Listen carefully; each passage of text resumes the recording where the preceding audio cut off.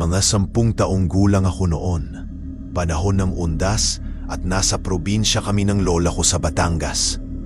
Gaya ng dati, ang magpipinsan, kami ang magkakasama.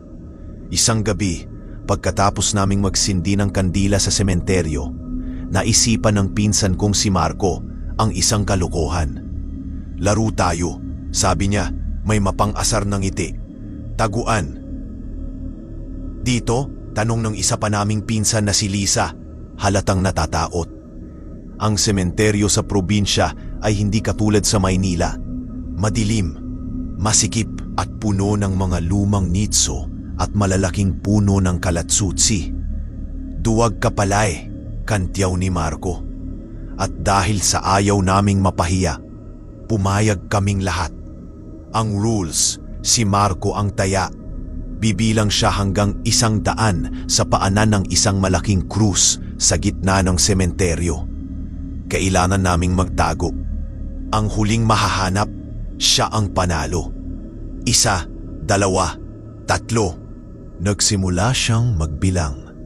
Nagtakbuhan kami sa iba't ibang direksyon. Nagtago ako sa likod ng isang malaking mausoleo ng isang pamilyang hindi ko kilala. Madilim doon at amoy lupa. Dinig na dinig ko ang mabilis na tibok ng puso ko. Pero kasabay nito ang excitement.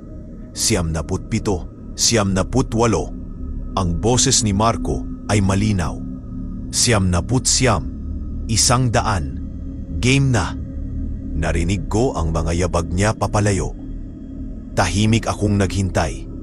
Maya-maya, narinig ko ang sigaw ni Lisa. Huli ka, sabi ni Marco. Tapos narinig ko ang boses ng isa pa naming pinsan. Nahuli na rin. Ako na lang ang hindi pa nahahanap. Nagpa siya akong lumipat ng pwesto para mas mahirapan si Marco.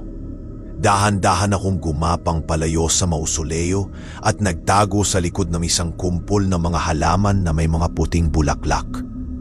Mula doon, tanaw ko ang malaking krus kung saan nagsimula si Marco. Nagtaka ko, nakita ko si Marco doon. Nakaupo, yakap ang mga tuhod niya. Mukhang pagod na. Kasama niya ang iba pa naming pinsan na nahuli na. Nag-uusap sila.